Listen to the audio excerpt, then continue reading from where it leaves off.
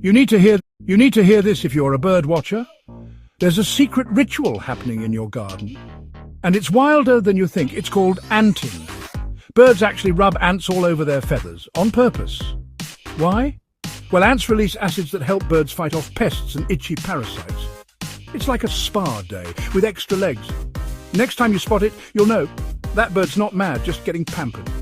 For more weird wonders of the bird world, follow. And watch this again if you're still not convinced.